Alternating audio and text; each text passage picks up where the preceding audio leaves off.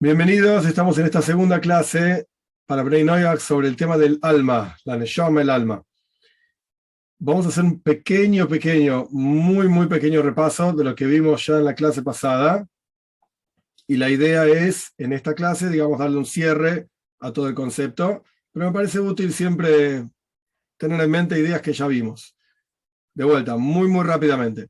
El alma dice en Mishlei, en Proverbios, Nera Vaye Nishmas Adam. El alma del hombre es como una vela, una lámpara. Es un fuego cuya naturaleza es como el fuego, así como el fuego, su naturaleza es elevarse.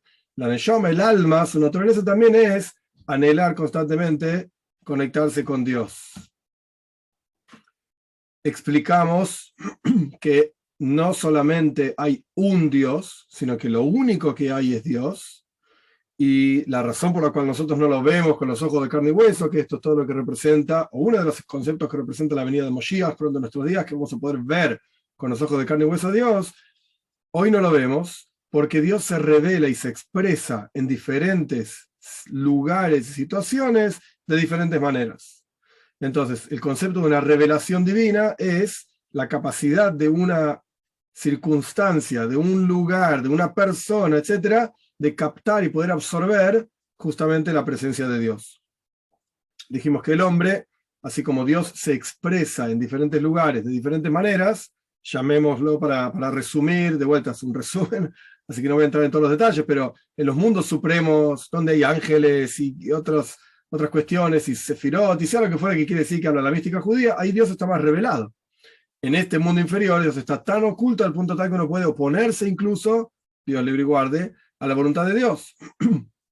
Existe esa posibilidad, por así decir. El hombre, el ser humano, es un pequeño mundo, así como el mundo tiene un cuerpo, que es el mundo físico, y Dios es el alma de ese cuerpo.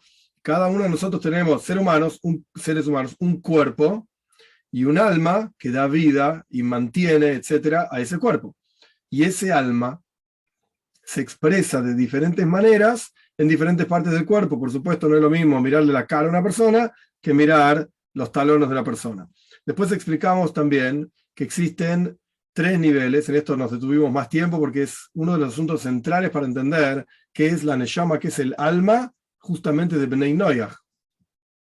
Y explicamos, yo ahora lo voy a hacer muy breve, que básicamente son tres niveles: Kedusha, santidad; Klipas Noiga, cáscara brillante; y Klipat Meya, y cáscara impura, en donde explicamos que básicamente todo el mundo material, y hoy lo vamos a ver, pero al final de la clase quizás más detalle, todo el mundo material proviene del concepto de Klipas Noiga.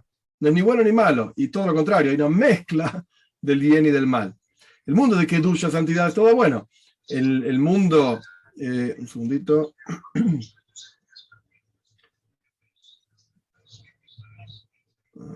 Bueno, perdón. El mundo, el mundo material entonces es Klipas Noiga, y hoy de vuelta vamos a estudiar más detalles más adelante. Y en ese nivel hay una mezcla del bien y del mal. Kedusha, santidad, significa todo positivo, todo bueno. No hay resabios, digamos, de cosas negativas en Kedusha. Y por el otro lado, el opuesto absoluto, Klipat Meya, impureza total, es todo negativo. Y las almas de los Bnei Noyaj, esto es una novedad fantástica e interesantísima de Hasidut, de Hasides, particularmente de la época de Mitter Rebbe, 1820, 1830, el segundo Rebbe de Chabad, que explican que las almas de Bnei Noyaj provienen de Klipas Noiga, a pesar de que en otros lugares aparece que son Tmeya y es impureza, etc. Después estudiamos, una vez que entendimos de dónde surge el alma, cómo se introduce el alma en el cuerpo. Esto está en la Toira. Literalmente, Dios crea al ser humano con su neshama, y por un lado el cuerpo, por el otro lado el alma. Los animales es todo junto, explicamos la diferencia de esto. El hombre tiene la capacidad de refinar hasta las cosas más bajas, polvo literalmente de la tierra. Selem Elohim, hablamos de la imagen de Dios, el hombre es creado a la imagen de Dios, hay un aprecio específico de Dios por el ser humano. Y esta diapositiva, donde vamos a empezar, la estudiamos, digamos, por la mitad. No solamente hay un alma en el ser humano, sino que hay varias. Y el concepto de varias almas, yo creo que lo expliqué y lo aclaré suficientemente claro la clase pasada, pero el concepto de varias almas no es que tenemos varias personas adentro y un día soy una persona y entonces los bipolares es porque tienen varias almas. No. Acá el concepto es que así como Dios se expresa en diferentes partes del mundo y se revela de diferentes maneras, de la misma manera en el alma.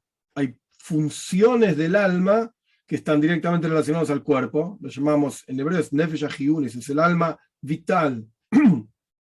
Hay un alma intelectual, que es totalmente neutra, lo que es sano para uno, lo va a hacer, etc. Y hay un alma animal, que tiene inclinaciones que no son totalmente positivas, no necesariamente. Y de este alma animal, así explica el Tanya en el capítulo 2, del capítulo 1, perdón, de este alma animal surgen todas las cualidades negativas incluso en la persona, como el orgullo, como la burlonería, diferentes cuestiones, incluso la depresión, son todas cualidades que están en nuestro interior que no son buenas. ¿De dónde salen? Del alma animal. El alma intelectual es neutral y solamente busca el bien. Cualquier persona sana, y no estamos entrando en el mundo de las enfermedades neurológicas ni las enfermedades mentales, ese es otro universo.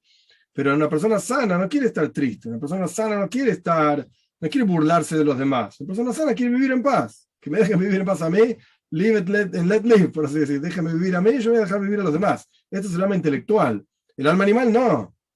Yo quiero para mí, egoísmo total, absoluto, e incluso cuando me hace mal. Hasta aquí creo que habíamos llegado en la clase pasada. Continuando con la diapositiva, en el interior de cada una de estas almas, por así decir, cada una de estas expresiones del alma tiene una estructura, y que hoy vamos a estudiarla en detalle. Y esa estructura está compuesta básicamente de dos partes, la parte intelectual y la parte emocional. El Tanya trae, yo lo escribí ahí en el capítulo 12, una novedad interesante, incluso se puede decir psicológica, yo no soy psicólogo ni nada por el estilo, pero el lenguaje en hebreo es Moyach Shalit ala Leib, es el intelecto el que gobierna por sobre el corazón. Dicho de otra manera, es el intelecto el que tiene la capacidad de gobernar por sobre el corazón. ¿Qué quiere decir esto? Que el alma intelectual, Dios le da la fuerza para poder gobernar por sobre el alma animal. ¿Esto quiere decir que uno no va a tener inclinaciones? No. Esto quiere decir que uno va a ser, como yo explicaba en la clase pasada, el intelecto es frío. Esto quiere decir que una persona va a ser fría. ¿Somos todos robots? ¿Fríos? Sí. Hola. Chao. ¿No demostramos emociones? No. No quiere decir eso. Lo que quiere decir es que cuando el alma animal procure alguna cosa que incluso le hace daño, pero me gusta, es lindo, es placentero, etc., el alma intelectual tiene la capacidad de reprimir esa inclinación natural. Subrayo esta palabra, natural, porque nacemos cada uno con esas inclinaciones. No es que a veces las aprendemos del medio también, ¿ok? Si uno vive en un país futbolero, como quien dice, ok, conoce más del tema fútbol, pero andate a un país en donde el fútbol no sea importante, entonces claramente, a menos que uno sea un bicho raro dentro de su país, el fútbol no le va a llamar la atención. Esto es algo que uno aprende del medio. Y además hay cuestiones propias, naturales, de uno mismo, del alma, literalmente. Entre paréntesis, esto no es una clase sobre este tema, y hay otras en el canal de YouTube, etc. Pero los signos del zodíaco, que hablábamos de esto en la clase pasada, si no me acuerdo mal, tienen una influencia en la persona y generan una naturaleza específica en la persona. No somos todos iguales, aun si nacimos en el mismo signo, tampoco somos iguales. Pero hay unos componentes específicos que sí tienen que ver con la naturaleza de cada persona. El intelecto puede gobernar sobre esto. Ejemplo simple de esta cuestión, el amor a primera vista. ¿Qué significa amor a primera vista? Yo hablo así porque soy varón, ¿sí? Pero para las chicas es justo al revés. Yo veo una chica linda caminando por la calle, digo, wow, amor a primera vista. Yo me tengo que casar con esta chica. Te amo. Ahora, parémonos un poquitito por afuera, digamos. ¿Yo realmente amo a esta mujer? No. Probablemente no sé ni cómo se llama. Lo que pasa es que es muy linda. A mis ojos, lo que sea, nadie está juzgando si es linda para otros o no. A mí me gustó. Entonces yo la veo y te amo, amor a primera vista, y nos tenemos que casar y formar una familia, etc. Y puede ser que la tipa no es para mí, o la tipa es una loca, o una tonta, o yo soy un loco y un tonto, y la tipa dice este tipo ni loco, ni loca. No existe el amor, desde la perspectiva judaica, no existe el amor a primera vista. Lo que existe es, y sepan comprender el lenguaje para que sea claro, calentura a primera vista. Claro, la chica vio a un chico que es muy lindo, el chico vio una chica que es muy linda. Bueno, sí, claro que sí. Me encanta, es re linda. Sí, pero eso no tiene nada que ver con un plan de familia, con aprecio por la persona, porque es una buena persona, porque tiene cualidades refinadas, o porque incluso porque me hace sentir bien o porque la paso bien con esa persona, nos divertimos juntos. Nada que ver, me gusta lo que veo, eso es todo. Entonces, aquí es donde el cerebro gobierna sobre el corazón. El tipo vio a la chica linda en la calle, uy, qué lindo, y el cerebro dice, sí, pero vos sabés quién es esta persona. Más allá del concepto de las mitzvot, ¿sabés si está casada o no? No se puede casar con otro tipo si ya está casada con el anterior. Más allá de esto, ¿sabés qué clase de persona es esta? ¿Cuáles son sus intereses? ¿Cuáles son sus valores? ¿Cuáles son sus principios? ¿Qué quiere de su vida? No sabés nada. Entonces ahí el cerebro empieza a decir, sí, sí, es muy linda, no te voy a decir que no. Pero eso no significa que hay que casarse con esa tipa, ni que hay que, de ninguna manera. Hay otros factores en la vida. Este es el concepto básico de que el cerebro gobierna sobre el corazón. Y esto es parte de la definición propia de lo que son las almas en el interior de la persona. Porque de vuelta, alma intelectual tiene la capacidad de gobernar sobre el alma animal. ¿Siempre va a gobernar? Eso depende de cada uno. De que uno se permita a sí mismo, y lo digo en el buen sentido, reprimir ciertas emociones. Que lo mismo se ve en lo negativo. A este tipo lo voy a matar. Mirá lo que me hizo. Ok, ¿realmente lo vas a matar? No sé, yo no mato a nadie, no me interesa matar a nadie. Y es el cerebro el que dice, bueno, pará, cálmate, no es el punto, ¿sí? No se trabaja así, estás enojado, no sé, cálmate. Bien, creo que queda clara la idea, avanzamos. Esto es parte de la estructura del alma. Otro concepto en la estructura del alma, estas son palabras clásicas que aparecen en los trabajos del judaísmo y que se aplican no solamente a judíos, sino que también a Bnei Noach, y por eso lo traigo acá. Otro concepto en la estructura del alma que, como dije antes, así como Dios se revela de diferentes maneras en el mundo, de acuerdo al nivel del receptor, de cómo esa parte del mundo puede captar a Dios, de la misma manera en el alma hay expresiones que se ocupan de diferentes cosas. Decimos que hay un nefesh, cuya función, su trabajo es estar en contacto directo con el cuerpo y hacer que el cuerpo funcione, funciones fisiológicas. Ruach, en general, se identifica con perdón, lo emocional dentro de la persona. Neshama, en general, se identifica con lo intelectual. Habíamos dicho en la diapositiva pasada que hay intelecto y emociones. Bueno, hay diferentes partes y expresiones del alma que están directamente identificadas con diferentes funciones en la persona. Entre paréntesis, en el Sefer Shalak Gilgulim, donde se habla de reencarnaciones, sin entrar en todos los detalles, ahí se explica que todas las personas, ahí está hablando específicamente de judíos, pero probablemente se aplique esto también a Bnei Noach. No lo había escrito así directamente, pero como yo ya expliqué en la primera clase, no hay un texto en donde se hable específicamente de las almas de Bnei Noach, esa estructura, no lo hay. Entonces, humildemente, a mí me parece que esto se aplica también a Bnei Noach. A medida que la persona va viviendo sus diferentes vidas y va yendo y viniendo, digamos, al mundo, va creciendo en su servicio a Dios y va obteniendo diferentes niveles. Nefesh, Ruach, Neshama, Haya y Ejida, son 5 nombres diferentes. Entonces, Neshama está relacionado con entendimiento. En hebreo se dice Bina, Binah. ¿Qué significa entendimiento? Significa el desarrollo de todos los detalles de un núcleo central de una idea. Que el núcleo central de la idea es Haya, Jochma, sabiduría, es el próximo nivel del alma. Entonces, dado un concepto, por ejemplo, construir una casa, bueno, hay que sentarse con el arquitecto y empezar a ver las medidas, la cantidad de cuartos, los colores de las paredes, los materiales de las paredes, los materiales del piso, y así sucesivamente, miles, literalmente, de detalles que componen la construcción de una casa. Entonces tenés la idea de la casa, eso es Jochma, sabiduría. Los detalles, eso es Bina, entendimiento. Y son diferentes niveles en el alma. Neshama es Bina, entendimiento, y Haya es Jochma, sabiduría. Y por último, y acá nos vamos a detener más en la próxima diapositiva, es Yehida. Yehida se traduce en general como única. ¿Por qué se llama a esta parte la más profunda del alma Yehida, única? Porque está unido al Yohid, al único, que es Dios. Pero acá hay una diferencia gigante entre las almas del Yehudí, del judío, y las almas del Benei Noach. ¿Cuál es la diferencia? Antes de entrar en esto, Yehida en general está relacionada con la voluntad en el interior de la persona y el placer en el interior de la persona, que son dos fuerzas trascendentales, fundamentales, esenciales en cada ser humano. Es una discusión filosófica. ¿Cuál es la más profunda? Si la voluntad o el placer. Ok, esto se puede discutir y hay discursos hasídicos enteros que discuten este asunto desde diferentes ángulos. Discurso entero mostrándote cómo la voluntad es más profunda que el placer. Discurso entero mostrándote cómo el placer es más profundo que la voluntad. Y después discursos enteros resolviendo esta aparente contradicción. En la práctica, el placer es más profundo que la voluntad. Y placer se refiere al placer de ser, existir. No placer de comer chocolate, que me gusta mucho el chocolate o no me gusta el chocolate. Estamos hablando de algo muy esencial de dejar a una persona expresar, ser, existir, estar, etc. Esto es Yehida, pero hay una diferencia fundamental.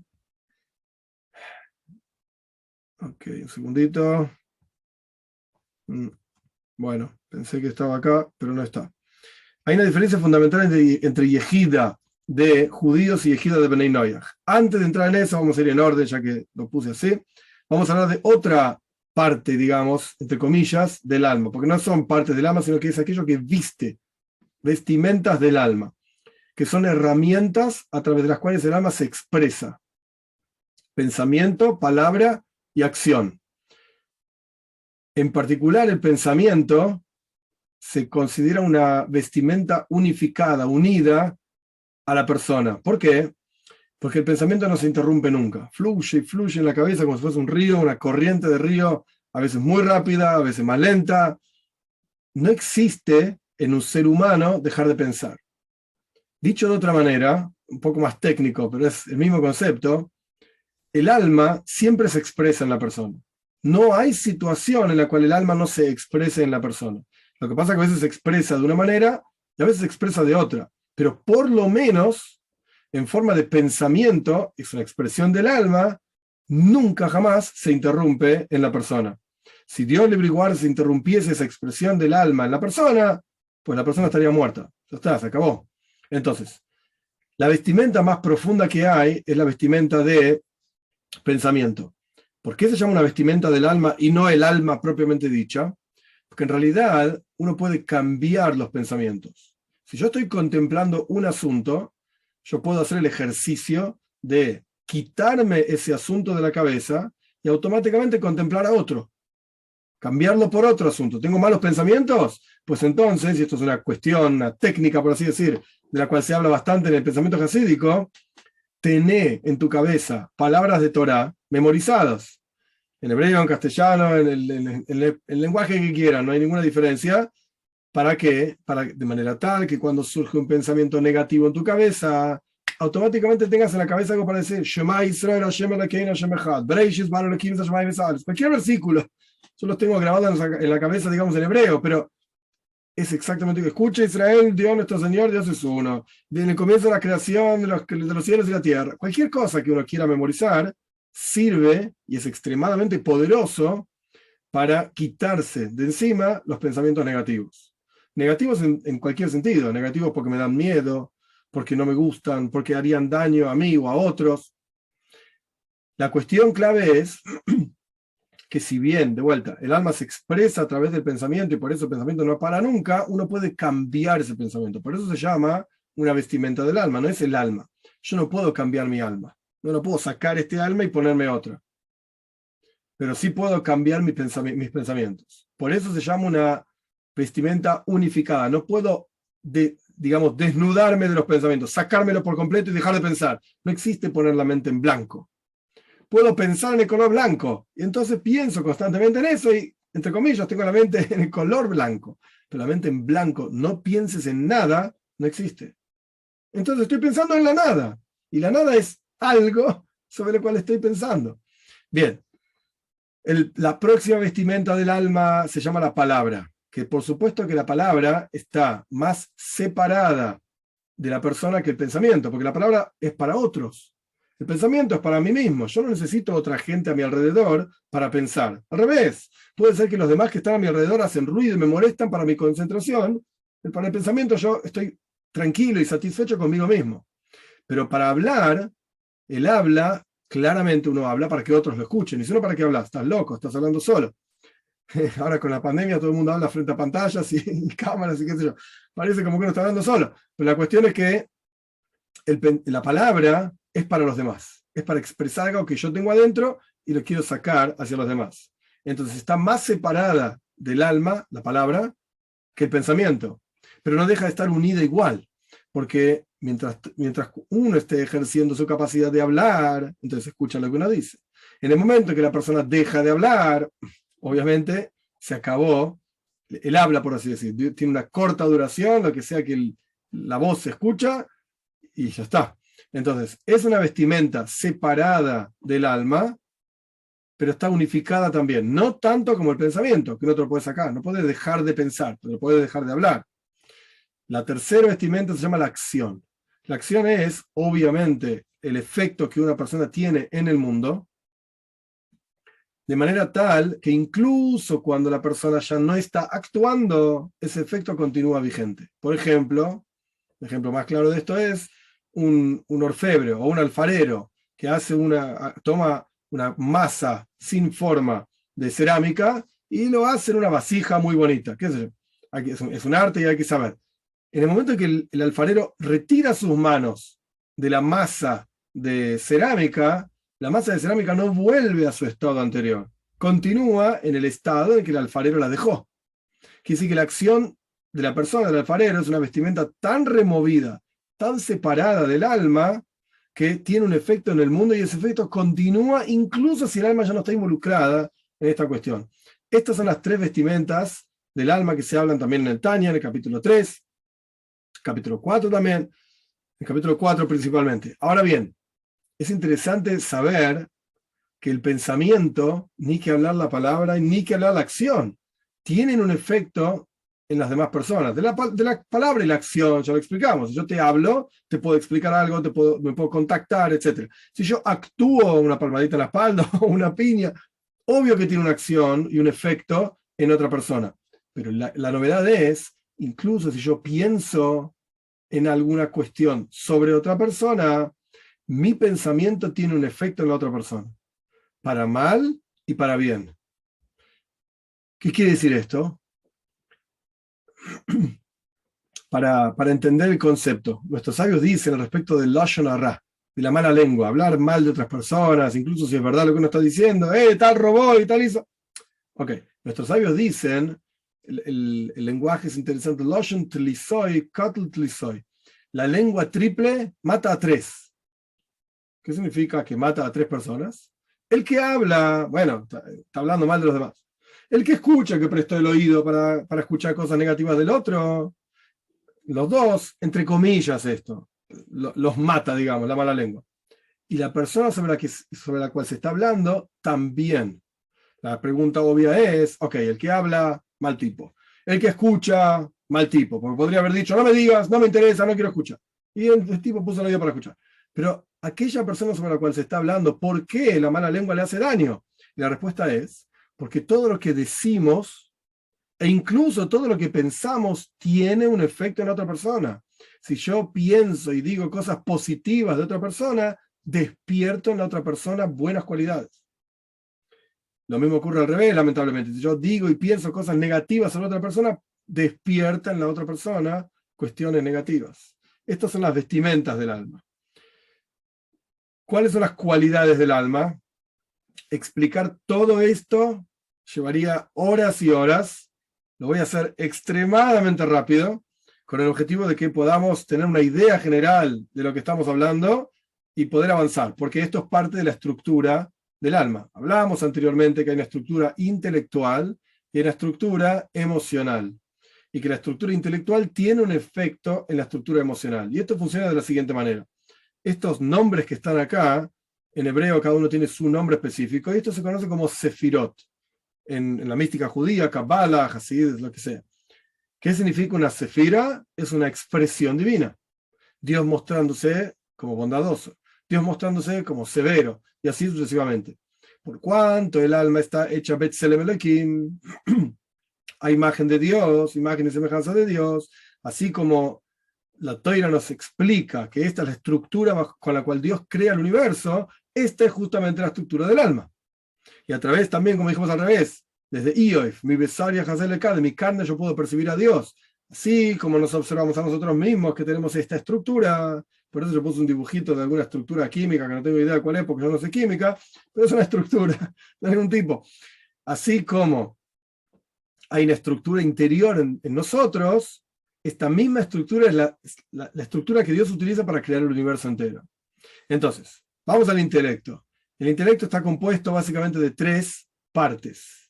Y esto en sí también es una discusión gigante en la mística judía. ¿Cuáles son esas 3 partes? Para el que sabe un poco más, lo menciono así rápidamente, y el que no sabe, no pasa nada. Si es Keser Chochma Bina, corona, sabiduría, entendimiento, o si es Chochma Bina y Das, si es sabiduría, entendimiento y comprensión. Que no voy a entrar en los detalles de todo esto, en la discusión, no viene el caso ahora. Nosotros presento esta forma de verlo, es una, hay otras, sí, hay otras formas de verlo también. ¿Y esta es la única explicación? No, hay otras explicaciones también. Pero esto es una por lo menos. Sabiduría, como yo dije antes, es el punto germinal, básico de una idea, como cuando uno tiene una idea en la cabeza y dice, listo, se me ocurrió. Bueno, a ver, explícamelo. No, pará, tengo que pensarlo y desarrollarlo. Jochma de sabiduría es el punto germinal de la idea. Entendimiento, se llama en hebreo bina, es el desarrollo de esa idea. En general se identifica Jochma con el hombre y bina con la mujer. Por eso el hombre en general, hay de todo, pero en general es más enfocado en un asunto, eso es Jochma. Y la mujer está en 10 cosas a la vez. Si este tiene los zapatos, el otro tiene la comida, el otro tiene la ropa, el otro... Está en todos lados. ¿Por qué? Porque bina, porque es capaz de desarrollar y no enfocarse tanto en un solo punto. Hay hombres así y hombres así. Hay mujeres así y mujeres así. Esto es algo general nada más. De hecho, en Kabbalah se llaman Abba Be'ima. Padre es Jochma y madre es Bina. Y la mujer desarrolla en su interior, en el útero, el feto, etc. Está todo conectado. La letra Yud del nombre de Dios, de 4 letras, representa Jochma, es un puntito. La letra Hei representa Bina, es mucho más amplia, tiene amplitud, longitud, profundidad, etc. Bien. Después viene comprensión. Comprensión es Das, se dice en hebreo. Y la idea es, cuando la persona hace del concepto que pensó en sabiduría, entendió en entendimiento, la persona hace de ese concepto algo suyo, propio, se une al concepto. ¿Qué quiere decir esto en términos prácticos? La persona no deja de ser consciente y de pensar en ese concepto. Esto es lo que le da fuerza al concepto para ser real. Porque uno puede pensar, fluye un pensamiento por la cabeza rápidamente, uno dice, sí, es tal cosa, lo desarrollo, pero no lo voy a pensar en forma constante. Cuando uno fija su pensamiento sobre la idea y se une a esa idea y la hace propia esa idea, esto se llama comprensión. Y es una capacidad fundamental en el alma. ¿Por qué? Porque solamente a través de la comprensión que el mundo intelectual de sabiduría y entendimiento influye sobre las emociones. ¿Cuándo es que realmente, volviendo al ejemplo anterior del amor a la primera vista que no existe, cuándo realmente yo voy a empezar a amar a la otra persona? Cuando en mi cabeza yo pueda percibir lo bueno de esa persona, yo pueda desarrollar en mi cabeza los detalles de la bondad de esa persona y yo continuamente piense en esa persona. Cuando continuamente piense en esa persona, sea consciente de las necesidades de esa persona, sea consciente de la bondad de esa persona, etc., ahí voy a desarrollar realmente amor por esa persona. Pero si yo simplemente contara, mira, esta persona es buena, esto, lo otro, hace así, así, ok, lo pensé una vez, después nunca más la vi a esa persona, y nunca más pensé en esa persona, tampoco lo voy a amar. A pesar de que entiendo, cuando me lo explicaron, lo entendí rápidamente, lo bueno de esa persona, la capacidad de esa persona, las cualidades, etcétera, etcétera. Todo muy lindo. Pero si no hay das, si no hay comprensión, nunca va a haber emoción. Esta es la estructura básica intelectual. La estructura emocional, esto también tiene nombres en hebreo, de ahí salieron estos nombres en castellano, son bondad, se identifica con Gesed, esa es la palabra en hebreo. Gesed significa el dar absoluto, sin límites. No importa si te lo mereces, si no te lo mereces. Yo dar. Incluso es tan infinito y poderoso el dar que es un dar incluso si hace daño. Incluso si al otro le puede hacer daño, hay que saber que de vez en cuando no hay que dar. Si tus hijos quieren estar despiertos hasta las 5 de la mañana y al otro día quieren ir a las 6 de la mañana a la escuela, los padres van a decir, no, anda a dormir. Pero son padres, entre comillas, grandes comillas, y esto es, digamos, a propósito, no sé cómo decir, tragicómico. Los padres son tan buenos, soy realmente bueno con mi hijo, lo dejo despierto hasta la hora que quiera, ¿qué problema hay? Al otro día vamos a la escuela y obviamente no se levanta nadie. Pero yo soy bueno y yo te permito estar despierto hasta la hora que vos quieras. No es verdadera bondad eso. Le estás haciendo daño. Porque al otro día el chico no puede ir a la escuela, no puede funcionar como corresponde. Pero eso es gesed, eso es bondad. Severidad es restricción. Pero no es restricción en términos de no te doy nada. Papá, necesito plata para comprar útiles de la escuela. Yo soy severo, no te voy a dar ni un centavo. No sos severo, sos un mal padre. Porque no estás pidiéndote plata para ir al recital de no sé qué cosa y por alguna razón no querés. Necesito una virome para la escuela. Necesito una goma para el lápiz, un cuaderno nuevo para la escuela porque se me acabó el cuaderno. ¿Cómo querés que vaya a la escuela si no tengo ni cómo escribir, ni cómo borrar, ni dónde escribir, etcétera? Entonces, severidad no es restricción total.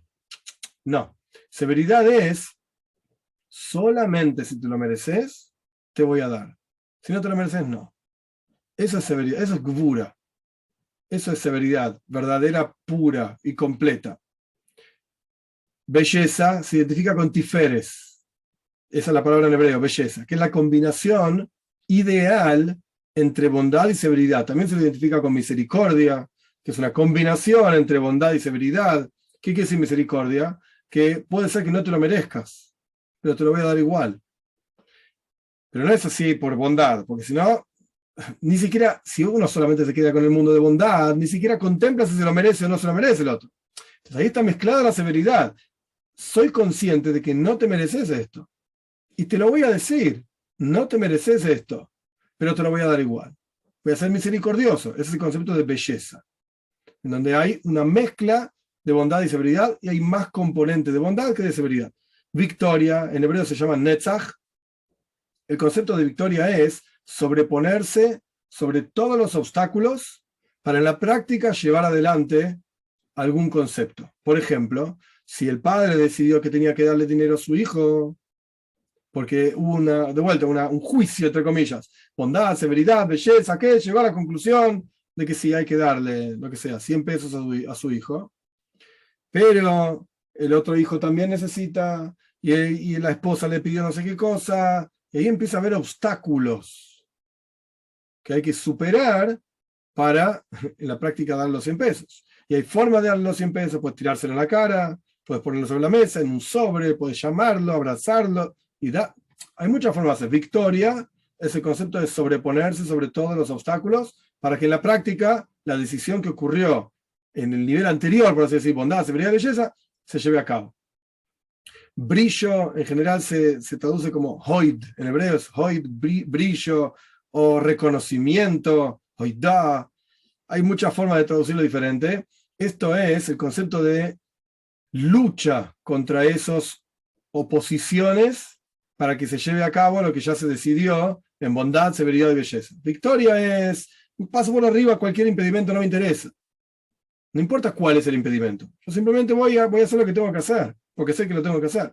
En brillo, en lugar de hoid, hay una pelea. Voy a detenerme en destruir a aquellos que se oponen a mí, hasta que yo pueda hacer lo que tengo que hacer. Fundamento yesoid, en hebreo yesoid, es el concepto en el alma de conexión. Conexión significa, por ejemplo, esto es más fácil de ver en maestro y alumno. Para que un alumno realmente pueda aprender de un maestro y un maestro realmente pueda enseñar al alumno, tiene que haber conexión. Y esa conexión pasa principalmente por el placer de enseñar y el placer de aprender. Si alguno de estos factores falta, entonces no hay relación. Relación quiero decir, no hay aprendizaje, no hay enseñanza. Si un maestro va a la facultad a dar una clase y está siempre de mal humor, y cualquier pregunta que le hacen no me interesa, ¿qué preguntás? ¿Qué sos tonto? ¿No entendiste la clase? ¿No escuchaste? ¿Te dormiste? Yo vi que no estabas durmiendo. No se puede enseñar así. Los alumnos no van a aprender nada. ¿Quién es el próximo que va a preguntar? La primera pregunta el maestro dijo, ¿pero qué pregunta tonta? Usted debe ser un tonto. Bueno, listo. Nadie más. ¿Alguien tiene alguna pregunta? No, nadie tiene preguntas. Olvídate. No quiere enseñar ese tipo. Esto es fundamento y es Zoid. Y el último reinado, o sea, esa conexión, iskashus, conexión. Reinado es el concepto de la palabra, en donde en el ejemplo de una enseñanza, es con la palabra, en este caso de maestro y alumno, hay muchas formas de enseñar y otras cosas, sin palabra, con ejemplos, no importa. Pero simplificando, la palabra es en la práctica donde se transmite todo lo que se decidió. El maestro pensó dar bondad, dar tales conceptos. Y después pensó severidad. No, estos alumnos son unos tontos, no van a entender nada. Y después en Tiferes, belleza, dijo, bueno, pero tiene que haber una combinación. Voy a dar algo, no voy a dar todo. El que sabe más va a escuchar y va a entender un poco más, etc. Y después surgió que, ahora estamos en Victoria, dificultades para en la práctica enseñar, che, cuál va a ser la conexión y cómo va a ser y cuándo no tengo horario y no voy a poder, etc. Entonces la persona se sobrepuso absolutamente sobre todo. Brillo es el involucramiento específico en anular y destruir cualquier dificultad. Fundamento es, bueno, pero ¿querés realmente estar ahí sentado enseñando o no? Y el reinado es, hacelo, habla. ¿Vas a enseñar? ¿Decidiste qué vas a enseñar? ¿Cómo lo vas a enseñar? ¿Cuánto vas a enseñar? ¿Cuánto no vas a enseñar? Andá y hacelo. Just do it, como quien dice. Andá y hacelo. Esto es Malchus. Esto es el concepto de reinado. Esta es la estructura básica de todo alma, de todo ser humano. Y a cada uno de nosotros nos resulta más fácil o más difícil cada uno de estos conceptos. Ahora bien, con esto avancé, pero a propósito voy para atrás, un segundito. Hablamos de la estructura del alma. Y dijimos que hay Yehida, el último nivel, el que está abajo de todo, que es el más elevado, digamos. Y representa voluntad de placer. Y yo mencioné que Yehida en Bnei Noach es diferente de Yehida en los judíos. En el alma del judío, que nosotros no vamos a estudiar en detalle, etc., Yehida, justamente su nombre es Yohid, Yehida, única, porque está unido al único. Y esa unión es una unión extremadamente fuerte y poderosa. La fuerza de voluntad en una persona, que esto es lo que representa Yehida, es justamente, valga la redundancia, con fuerza, muy poderosa en toda persona. Nuestros sabios dicen, no hay cosa que se oponga a la voluntad. No estamos hablando de volar y hacer tonterías porque no puedo volar porque no tengo alas. Pero si uno realmente desea una cosa, tampoco estoy diciendo, yo deseo tener $1.000.000. Con toda la fuerza quiero tener $1.000.000. Bueno, no va a pasar. Probablemente no tengo acceso a eso. No me interesa en realidad tampoco, pero no tengo acceso. No porque yo lo desee, no significa que lo voy a tener. Pero si yo quiero realmente expresarle amor a mi esposa, ¿en serio? ¿Querés? Lo podés hacer. Si yo realmente quiero establecer una buena relación con mis hijos, ¿realmente querés? Entonces lo puedes hacer. No hay cosa que se oponga a la voluntad. Yo quiero conectarme con Dios, ¿sí? ¿Realmente querés? Lo podés hacer. No, pero es muy difícil y no sé. Bobe Maises. Tonterías. Historias de la abuela que decir Bobe Maises. No tiene sentido. Si vos querés, podés. Bien. Esto es Yehida, la fuerza de la voluntad.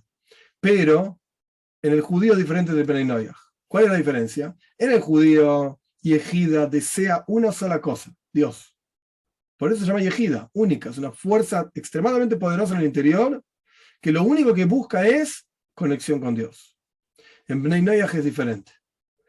En Bnei Noach, por cuanto sus almas surgen de Klipas Noiga, como ya expliqué en la introducción y en la clase pasada ampliamente, y ahora voy a explicar más detalles de esto. Por cuanto sus almas surgen de Klipas Noiga, y en Klipas Noiga, en esta cáscara brillante, hay una mezcla del bien y del mal, hay multiplicidad, hay bien y hay mal, y hay niveles de bien y niveles de mal. Entonces, Yehida lo que busca es con fuerza, porque esto es lo que significa Yehida, la fuerza de la voluntad, sí, pero una voluntad múltiple, de muchas cosas, y relacionada específicamente con el mundo material. Entonces hay muchos deseos de muchas cosas diferentes, y es confuso, y es difícil, es muy difícil. Entonces, de vuelta, Yehida es el concepto de la fuerza de la voluntad, y en Bnei Noach está directamente relacionada con multiplicidad, muchos deseos diferentes. Es el concepto del alma animal, por así decir, que desea todo lo deseable. Si alguna vez te comentan que hay esta comida que es deseable porque es rica, que yo quiero probar, y después te comentan que aquella cosa y lo otro, yo quiero todo, con toda la fuerza. Esto es Yehida en Bnei Noach. ¿Por qué es así? Porque esencialmente, yo no expliqué esto antes a propósito, es digamos, un nivel más elevado.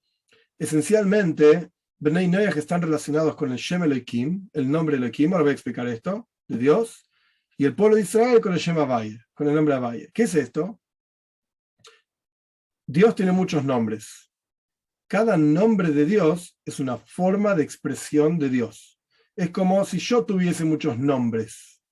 Yo tengo un solo nombre, es Tubia, sí, pero soy padre, soy hijo, soy amigo, soy rabino, soy marido, y así sucesivamente montones de expresiones diferentes de mí mismo, soy yo. Para mí, yo soy siempre igual y siempre el único, claro, pero con mis hijos claramente me comporto de una manera. Con mi esposa claramente me comporto de otra manera. No puedo tratar a mi esposa como si fuese uno de mis hijos, ni lo mismo al revés, ni a mis hijos como si fuese mi esposa. No.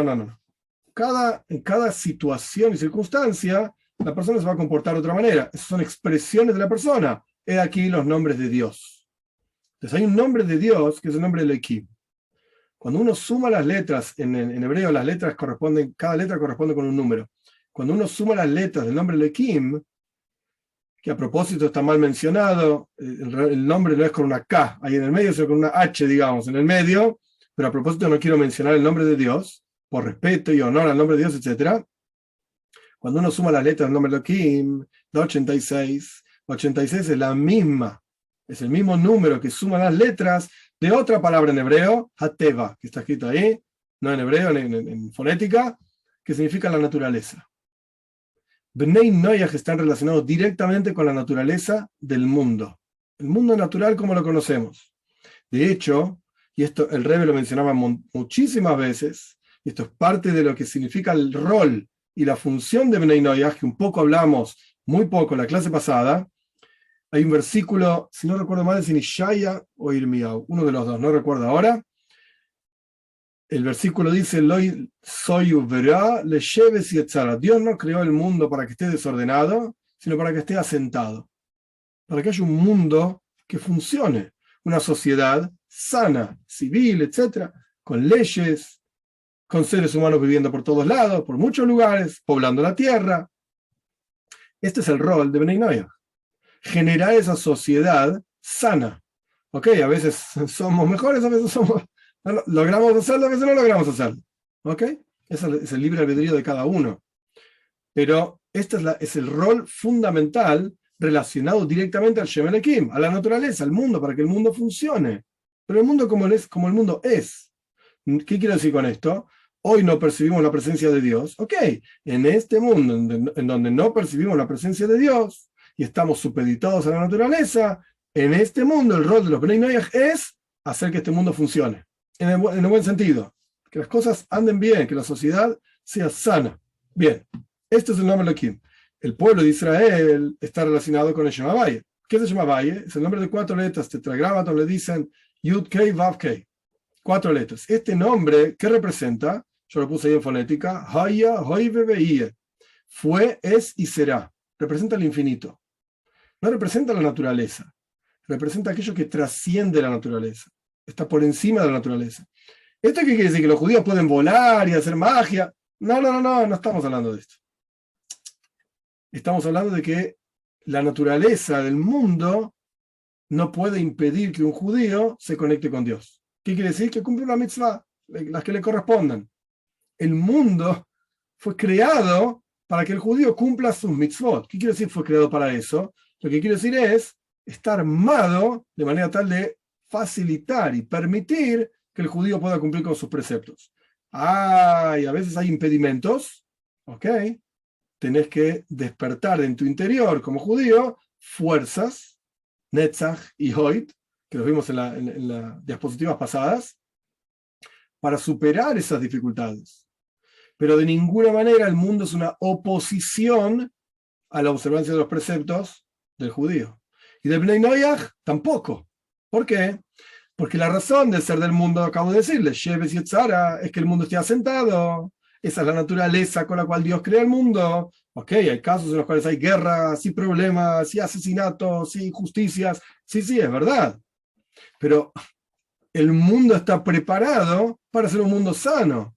Y depende del libre albedrío de cada uno, ser parte de la solución o ser parte del problema.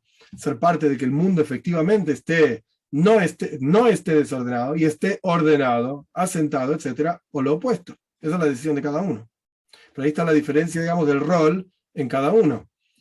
Un rol relacionado con el mundo múltiple, por eso el nombre Elohim está en plural. Y la gente se pregunta, entonces Dios son muchos. No, es un nombre expresado en forma plural a propósito, porque es un nombre que representa naturaleza, multiplicidad, ocultamiento de la presencia de Dios. El versículo en Salmos, en los Tehilim, dice, Shemesh u'mogen havai Elohim. Hay un sol y hay una cobertura del sol, y estas dos cuestiones, aquello que cubre el sol y el sol, son el nombre Avaye, eso representa el sol, y el nombre Elohim, no que el sol es Dios, no estoy diciendo esto, Has Veshon, Dios libre igual, estoy diciendo un ejemplo. Ahí hay un sol y algo que cubre al sol. Está el Shem Avaye y está lo que cubre al Shem Avaye, que es el nombre Elohim. Entonces, de vuelta, hay una relación de Bnei Noach directamente con el mundo material, natural, multiplicidad y ocultamiento de la presencia de Dios. Y esto genera que su yejida, la yejida específica de cada Ben y Bas Noach, por naturaleza desee múltiples cosas.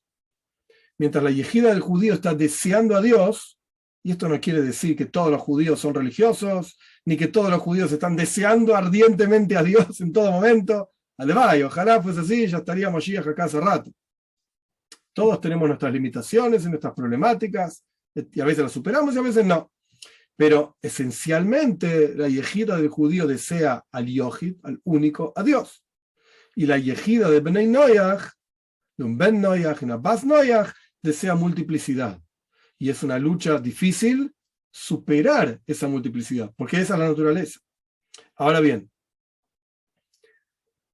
en adición a todo esto, yo puse un versículo que me pareció fantástico, y la explicación del Rebbe sobre este versículo es muy interesante. Este es un versículo que está en la Torah en Dvarim. En hebreo es interesante. No vaya a ser que no vaya a ser que eleves tus ojos. Le dice Moishe Rabbeinu. Moshe está hablando con el pueblo de Israel antes de entrar en la tierra de Canaán para transformar la tierra de Israel. No vaya a ser que eleves tus ojos al cielo y veas el sol, la luna, las estrellas, todas las huestes del cielo, todas las constelaciones, que sé cuánto, y te apartes y te prosternes a ellos y los sirvas. No hagas idolatría, le está diciendo Dios al pueblo de Israel. ¿Qué hicieron después? ¿Qué es otra historia? Algunos se portaron bien y otros no. Pero bueno, esa es otra historia. Continúa diciendo el versículo, ¿por qué no deberías prosternarte y servir al sol, a la luna, etcétera, etcétera? Porque Dios, tu Señor, está hablando con el pueblo de Israel, separó esas cosas, sol, luna, constelaciones, digamos, idolatría para todas las naciones bajo el cielo. Suena del versículo, antes de la lectura de Rashi, que me imagino que todos los que saben leer ya lo leyeron, porque es interesante igual y hay que entenderla, y ahora vamos a explicar. Suena del versículo que Dios dio las constelaciones, sol, luna, etcétera, para que los no judíos hagan sus servicios a Dios o a las estrellas, hagan su, entre comillas, idolatría. Moshe le está diciendo al pueblo de Israel, ustedes no hagan idolatría, porque todas esas cosas para hacer idolatría, Dios las dejó en manos de las naciones. Que ellos vayan a hacer idolatría. Suena como que está bien. Dios libre y guarde dice una cosa así. Uno de los 7 preceptos de Bnei Noach es la prohibición de la idolatría. ¿Qué está diciendo el versículo entonces? Rashi, uno de los comentaristas principales de la Torá, explica lo que está en comillas es lo que Rashi mismo cita del versículo, que separó Dios, tu Señor, para ser divinidades. O sea que Dios efectivamente entregó para el resto de los seres humanos, las naciones, bajo el cielo, o sea, todas las naciones del mundo, estos elementos, sol, luna, etcétera, para ser divinidades. Y continúa Rashi diciendo algo fantástico.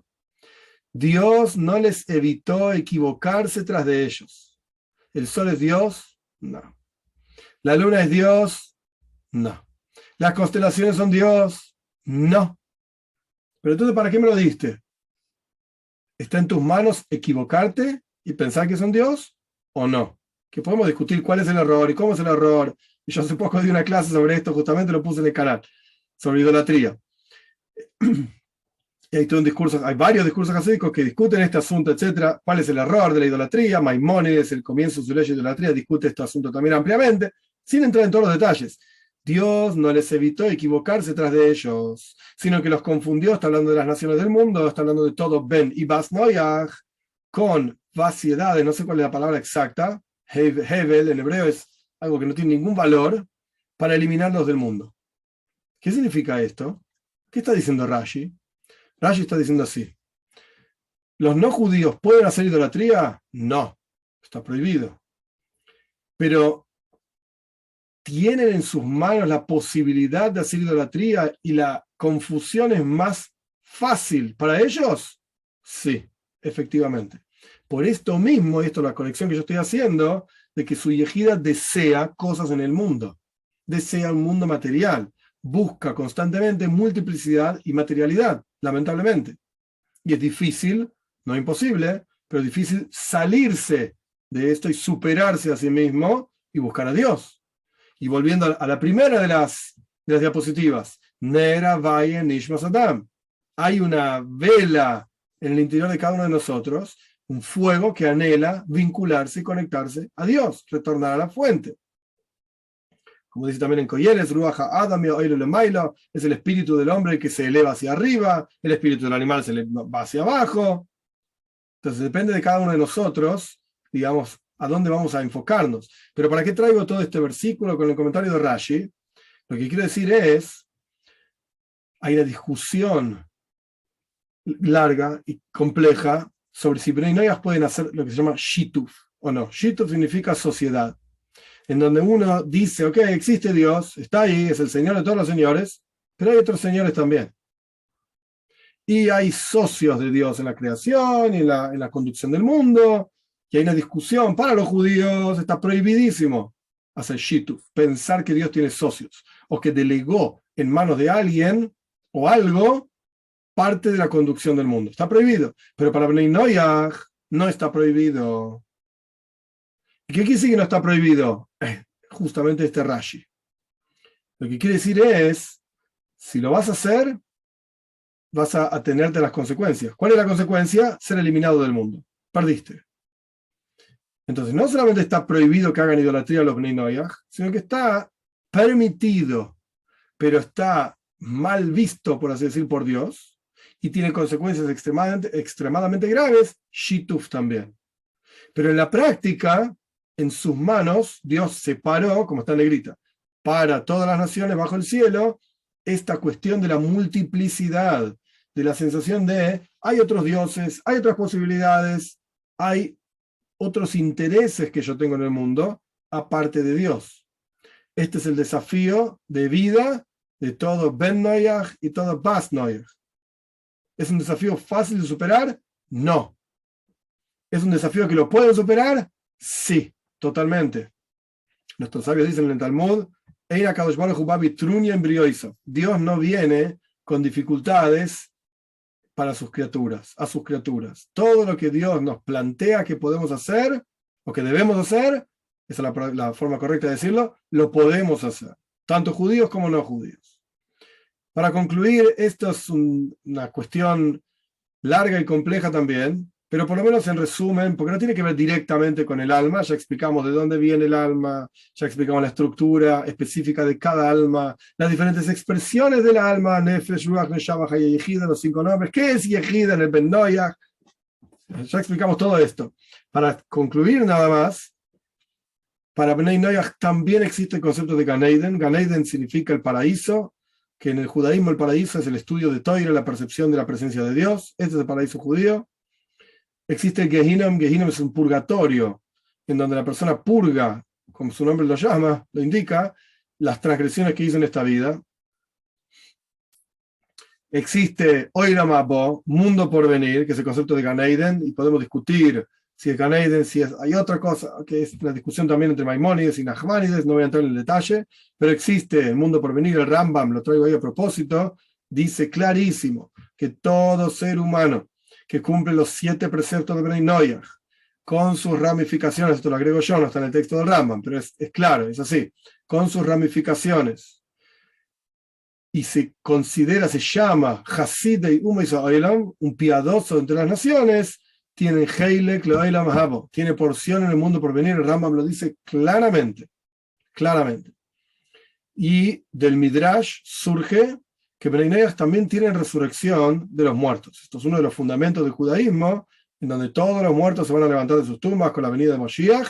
Para Bnei Noach también existe, así surge del Midrash, y un comentario en el Midrash, que Bnei Noach también tienen este concepto. Pero no está de vuelta directamente relacionado con la esencia del alma, con lo que es el alma, sino con lo que va a pasar con el alma. Entonces, por eso lo traigo así rápidamente. El punto es que Bnei Noach también participan, digamos, de estas cosas. Ahora, cabe aclarar, el Zohar dice que, de vuelta, como dije antes, Bnei Noach tienen Gan Eden, tienen mundo por venir, Olam Habo, pero el Zohar dice claramente que no es igual el Olam Habo de Bnei Noach que de judíos. ¿Cuál es la diferencia? No sé. El Zohar no lo dice. Simplemente dice, es otro. ¿Cuál es? No tengo la menor idea. Y tampoco sé dónde buscarlo, porque no es que hay una fuente que dice, el Zohar en Rus, en Zohar Hadash se llama, en Rus, dice literalmente esto. Ese es el texto, que tienen otro tipo de Olam Habo, pero el punto es que tienen Olam Habo, tienen mundo por venir, sin ninguna duda. Esto es básicamente un resumen de lo que es el alma, la neshama, para Bnei Noach. No sé si tienen preguntas, si hay dudas. El quien dice que es muy estricto no puede enseñar, y el que es muy penoso no puede aprender. ¿Ya? Esto lo dice Pirkei Avos. Eina Baishan Lomet, el vergonzoso no puede aprender. Vera Kapdan Melamet, y el que es muy estricto no puede enseñar. No existe, no, es imposible. Sí. No sé si hay preguntas, si hay dudas, si cuestiones que alguno quiera compartir. Yo, Rap, si me permite, no sé si tiene relación con lo que estaba escuchando del comentarista Rashi y lo que estaba explicando acerca del versículo de Deuteronomio. Y una vez escuché un Midrash, lo estaba buscando más o menos, dice así, de que cuando Moshe estaba en el monte Sinaí escribiendo la Torá, dice que Dios le dictaba y le llegó el versículo que dijo: Soberano del universo, ¿por qué dejas estas dudas para que se aprovechen de ellas los minim o aquellos herejes que sostienen que hay dos poderes principales en el mundo? A lo que Dios le respondió: Moshe, tú escribe, y si ellos desean errar, pues que lo hagan. Correcto. No sé cómo se entendería, si tiene relación con lo que explicó con respecto a Rashi, o cómo se puede entender ese Midrash, que muchas veces también me lo Es que es el cuestionan. mismo concepto. Es exactamente el mismo concepto. La posibilidad para errar está. Porque si no existiese la posibilidad de errar, entonces tampoco tendríamos libre albedrío realmente para hacer el bien o lo opuesto, hacer el mal. O sea, la posibilidad de errar está. El que quiere pensar mal puede pensar mal, sin ninguna duda. Lo mismo aparece al respecto de cuando la Toira dice: nace Adam Etzalmenu Kitmusino. Hagamos, dice Dios, al hombre a nuestra imagen y semejanza. ¿Por qué Dios no escribe claro? No me hinches. Escribí, voy a hacer al hombre, ya está, haré al hombre, lo que sea. Como dice más adelante, el próximo versículo dice eso, literalmente. En el día que hizo Dios el Señor al hombre, ya está. Y la respuesta es la misma. El que se quiere equivocar, la Torá tiene espacio, lugar para que el que se quiere equivocar se equivoque. Sin ninguna duda. Lo que traje al respecto de eso, de ese comentario de Rashi, es, ¿para qué lo traigo? Porque está relacionado al concepto de la multiplicidad, que está implícita, digamos, en lo que es la esencia del Bnei Noach, en la yejida del Bnei Noach. Está implícita esa multiplicidad. Y está implícita esa posibilidad de errar. Ahora, ¿están obligados a errar? No. Eso está en el libre albedrío de cada uno, pero la posibilidad está. Y es es un trabajo difícil.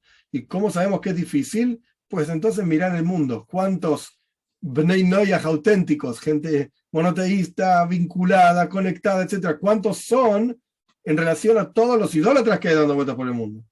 En todas sus formas y colores, digamos, no de piel, estoy hablando de formas de religiones que hay. El número de Bnei Noyaj es ínfimo. Y obviamente eso indica, o debería indicar a cada uno de nosotros, el gran, increíble trabajo que tenemos por delante. De difundir, de enseñar, de compartir. ¿Ya? Pero por eso traje la idea. El concepto de este Midrash que mencionás es exactamente el mismo concepto que lo que dice Rashi. El que se quiere equivocar, que se equivoque. Después se va a tener a sus consecuencias. Por eso Rashi termina para eliminarlo del mundo. Pero no quiere decir que el deseo divino es eliminar a todos los Bnei Noyaj del mundo. No, porque entonces no los hubiese creado. ¿Qué sentido tiene? ¿Qué clase de Dios inteligente es crear millones de personas para matarlos a todos? No tiene ningún sentido. No, no es esa la idea. Pero está la posibilidad de equivocarse. ¿Sí? No sé si responde la pregunta o si esa era la pregunta. Sí, Rab, muchas gracias. Bueno, Hashem. Muy bien. No. Si no hay más preguntas, a ver. Elkin dice, es más fácil tropezar para nosotros Bnei Noyaj con conceptos espirituales y el trabajo más duro, por eso se podría decir que cuando un Bnei Noyaj estudia puede llegar al nivel de sumo sacerdote. Eso lo dice el Talmud. Un Ben Noyaj que estudia sus leyes es incluso superior a un sumo sacerdote. El versículo dice, Yekara imi pninim. Ella es más preciada, el estudio de Torah es más preciado que lo más profundo. O sea, un Ben Noyaj que estudia Torah es más preciado incluso, puede llegar más lejos que el sumo sacerdote que entra en el lugar más profundo del Beis Hamikdash, el templo, etc. Rab, una pregunta. Sí. En el Salmo 38 dice un salmo de David para recordar: Hashem, en tu enojo no me reprendas, ni en tu furia me castigues. Mi alma, mi mal comportamiento. O sea, cabe que uno se equivoque y luego pedirlo, pero ¿cómo se puede hacer? No sé. Eso me confunde mucho. ¿Cómo se puede hacer teshuvá, decís? ¿Cómo arrepentirse? No, es decir, no cómo arrepentirse, sino sí, si yo hice mal, mi alma en qué estado puede estar. Es decir, Ok. Punto número uno, la gran mayoría de las veces que el rey David menciona su alma en los textos de Teilim, de los Salmos, no está haciendo referencia a todo lo que nosotros estudiamos. Y la estructura, y esta parte, y esto y aquello. No está haciendo referencia a eso. Está haciendo referencia a sí mismo. Yo. Esto es punto número uno. Entonces no hay que agarrarse, digamos, de la expresión mi alma. Eso por un lado. Por el otro lado, y aparte aparecen montones de salmos, no solamente acá, incluso Miquele Viejidosi de los perros, Mikfirim Viejidosi, perdón, de los leoncillos, salva mi Yejida, dice. No está hablando necesariamente de cada nivel y forma, no necesariamente. Está hablando de sí mismo. Es una forma de decir yo, o a mí. Por otro lado,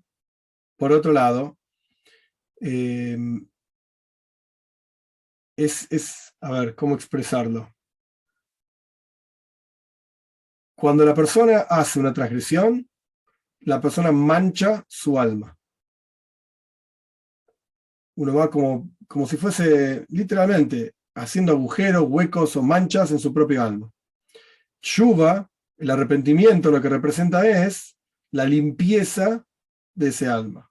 Y por eso existe el Gehinnom, que es lo que hablamos al final, que no lo expliqué y tampoco me interesa demasiado explicarlo, no por ustedes, sino porque no me gusta el tema, etc. Y hay un video en el canal sobre el Gehinnom. Pero la cuestión es que es una forma de limpiar el alma. ¿Por qué? Porque el Gan Eden es como una fiesta, en donde uno está constantemente percibiendo a Dios. Y uno no puede ir a una fiesta todo sucio, con las ropas sucias. Entonces, cada mitzvah que la persona hace es una especie de vestimenta para el alma, para poder percibir la presencia de Dios, que esencialmente estaba en el interior de esa mitzvah. Cada transgresión que la persona hace es una mancha en el alma que le impide percibir la presencia de Dios. Entonces, antes de entrar, entre comillas, a la fiesta, hay que limpiarse.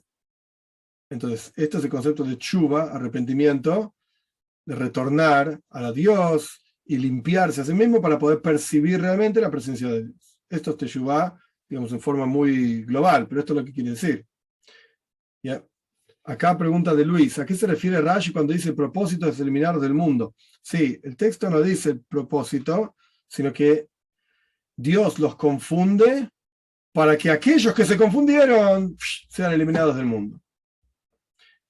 Hay no recuerdo ahora exacto dónde está, yo no soy bueno con los números, pero hay una historia interesante en el Tanaj, en Shoftim, en el libro de Jueces, no recuerdo el número, en donde Dios le dice, creo que era con Gidón, bueno, no recuerdo exacto ahora, pero Dios le dice que junte una serie de personas para ir a hacer una guerra contra alguno de los reyes que oprimían al pueblo de Israel. Y le dice que junte personas y que esas personas sean tzadikim, sean justos, que no sean idólatras, porque había muchos judíos idólatras. ¿Y cómo probar si son idólatras o no? Entonces tenían que ir a un río y ver cómo bebían el agua. Si bebían así con la lengua, se bajaban la boca, digamos, al agua, o si levantaban el agua con la mano y la bebían. Y era una forma de probar si eran idólatras o no. Quiere decir que Dios constantemente prueba a la persona, al ser humano, en montones de situaciones, no solamente al respecto de la idolatría, en montones de aspectos en la vida. Acá estamos hablando justamente de eso, pero nos prueba para ver dónde estamos parados. Y cuando el Shoifet, el juez, creo que era Gidón, pero no recuerdo exacto, así que no quiero decir mal las cosas, prueba efectivamente a las personas, había muchos que con la lengua chupaban del agua, y esto indicaba que no sirven. Esas personas hay que eliminarlas. No los lleves a la guerra porque vas a perder. Vas a perder. Entonces, este es el mismo concepto de lo que está trayendo Rashi acá. Dios da posibilidades en el mundo y nos permite, por así decirlo, hacer lo que queramos con nuestra vida.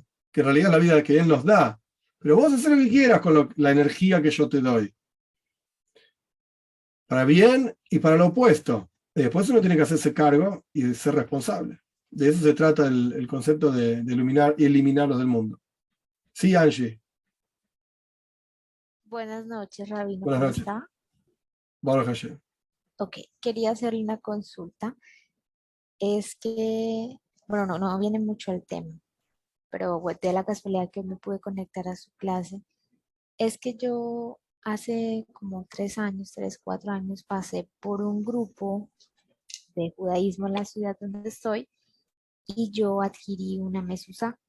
Sí. Al día de hoy todavía cuento con esa mezuzá, pero yo ya no hago parte de ningún grupo de judíos, ni tampoco practico el judaísmo. Solamente pues estoy conectándome a través de de estas enseñanzas. Y pues me llama un poco la curiosidad, es que si estoy haciendo, bueno, ya sé que hice algo, que compré algo que no tenía que comprar, ¿sí? Pero ahora entiendo que tengo algo de mucho valor en mis manos y no sé qué hacer con eso. Quería pues su opinión, si está bien que me quede con ella hasta Muy que ella se interesante la pregunta. desvanezca, Muy o qué debo de interesante. hacer. Gracias, Rabino. Muy interesante. Hay una historia en el Talmud de Rabbi Yehuda Hanossi. Rabbi Yehuda el príncipe, así se llamaba, que una vez un rey, que el nombre era raro y ahora no me acuerdo el nombre del rey exacto, un nombre raro, le mandó un regalo. Porque Rabbi Yehuda Hanossi era como el líder del judaísmo, entre comillas, el rey, una cosa así, el líder espiritual, líder político del judaísmo en su época, estamos hablando aproximadamente año 100, 120 de la era común. Le mandó un regalo que era alguna joya, alguna cosa así que un rey le puede mandar a otro rey, entre comillas. Y lo normal, la costumbre era que ahora había este otro rey, en este caso Rabbi Yehuda, tenía que mandarle un regalo al rey, al otro, digamos. y pasó un tiempo pensando qué regalo le va a mandar. No era judío el otro rey, Rabbi Yehuda sí, por supuesto, el otro rey no era judío. Entonces Rabbi Yehuda le mandó un enviado con una mezuzá. Con una mezuzá. Cuando llegó el enviado al otro rey, el otro rey estaba esperando ansiosamente el regalo el rey, entre comillas, de los judíos. ¿Okay? Llegó el enviado, muestra el paquete con el regalo, etcétera, lo abren. ¿Y qué es una mezuzá? Es un pergamino. Para quien no entiende, parece un papel con cosas escritas arriba. Y si uno no sabe hebreo, ni siquiera entiende lo que está escrito, un montón de mamarrachos escritos en un papel, porque en aquella época quizás ni había papel, entonces es un cuero en realidad, puede ser de vaca, puede ser de oveja, no importa. Pero no parece una joya, ni de mucho valor, digamos, monetario. Entonces el rey estaba bastante molesto que recibió esta, entre comillas, porquería de los judíos. ¿Qué es esto? ¿Para qué sirve? Entonces el enviado de Rabbi Yehuda probablemente ya estaba preparado para una reacción así, y el enviado dijo así: el regalo que le mandó su majestad a mi rabino, a Rabbi Yehuda, es un regalo que hay que cuidarlo constantemente, de que no lo roben, de que no se lo lleven, porque es una joya y es muy caro, y qué sé yo, qué sé cuánto. Este regalo que mandó el rabino para su majestad el rey, lo va a cuidar a usted. En lugar de que usted tenga que cuidar el regalo, de que nadie se lo lleve, este regalo lo cuida usted. Eso es lo que dijo, y esa es la historia, punto aparte. ¿Para qué traigo esta historia? Porque es verdad, si me preguntabas antes de comprar la mezuzá, si tenés que comprar una mezuzá, la respuesta es no. No corresponde, y tampoco corresponde que la tengas colocada en la puerta de tu casa. Y de hecho, si está colocada en la puerta de la casa, yo diría que hay que sacarla. Pero tenés que deshacerte de la mezuzá. No soy tan rápido para decir, sí, vendela, regalásela a un judío. No lo diría tan rápido. De vuelta, no estoy diciendo que hay que ir a comprar mezuzá, de ninguna manera. No. Y de ninguna manera me animaría a decir prohibido colocar la mezuzá en la puerta de la casa. Ahora, de vuelta, prohibido, tengo una fuente para decir, sí, en tal libro, en tal lugar está escrito que está prohibido. Bueno, yo no la tengo. Puede ser que haya, yo no la conozco. Por eso no quiero decir tampoco de más, por así decir. De vuelta, ¿estoy alentando a que compre mezuzá? No, de ninguna manera. ¿Pongo la mezuzá? No. Si la tenés puesta, sacala. Pero guardala. ¿Ya la tenés? Guardala. ¿Por qué no? Te va a proteger. Si al rey, aquel rey, etcétera, lo protegía y el rabino le regaló una mezuzá al rey, guardala. Rabino, una pregunta. Es que yo en ese tiempo escuché, bueno, porque todo, muchas gracias, que las letras que están ahí escritas se van borrando con el tiempo, ¿sí? Y que no sé hasta dónde sea cierto,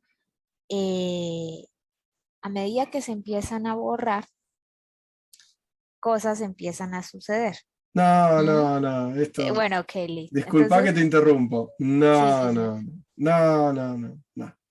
Entonces Para- mi pregunta es, cuando ya se desvanezca toda, ¿cómo o sea, qué hago con ese pergamino?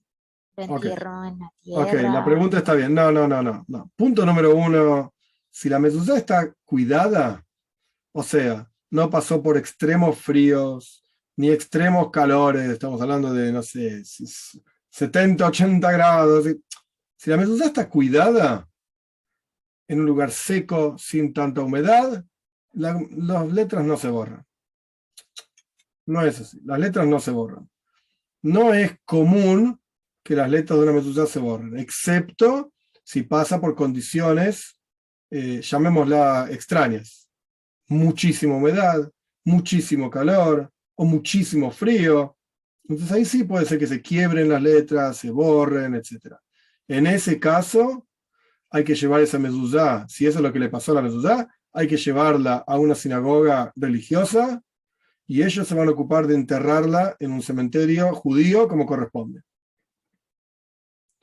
Eso es lo que hay que hacer con una mezuzá que ya no sirve más. No se puede ni tirar a la basura, Dios libre y guarde. No. Tiene que tuya, tiene una santidad especial. es algo importante, tiene varios nombres de Dios, no se puede tirar a la basura. Si ya está en malas condiciones que no sirve más, y no se puede reparar, etcétera, porque a veces se puede reparar, a veces no, según hay montones de detalles que no vienen al caso ahora, hay que llevarlo a un rabino que pueda, entre comillas, digo, deshacerse de ella, o sea, enterrarla o guardarla, donde sea que las guarde. ¿Ya? Eso es lo correcto. Muchas Pero no, gracias, Rabino. pero no por eso hay que pensar, no hay que pensar que te pasa esto porque la mezuzá está... El Rebbe en muchísimos casos mandaba a revisar mezuzot cuando había cuestiones que no eran buenas en una familia, etc. Es verdad, el Rebbe mandaba a revisar la mezuzot, sí. Pero toda la parte supersticiosa, que porque se borró tal letra, me va a pasar esto, no, no está bueno vivir así. No No, está lo bueno. entiendo, sí, señor. Y yo tengo que entregar bueno, cuando ya se deshaga, el pergamino con el cascarón, No, la cajita no tiene me valor. la puedo conservar. Sí, totalmente. Bueno, El listo. pergamino es lo único que tiene valor. Muchas gracias. Por nada, por nada. Muy bien, gente. Que todos podamos crecer, que todos podamos superar nuestros desafíos y lo más importante, que podamos conectarnos con el Creador y que podamos llevar adelante la razón de por qué el Creador mismo creó todo este universo, que es que Él quiere estar acá con nosotros, Él quiere revelar su presencia acá en este mundo y es nuestra misión justamente revelar esa presencia y esto es lo que significa la venida de Mashiach y que podamos verlo con nuestros ojos de carne y hueso pronto en nuestros días.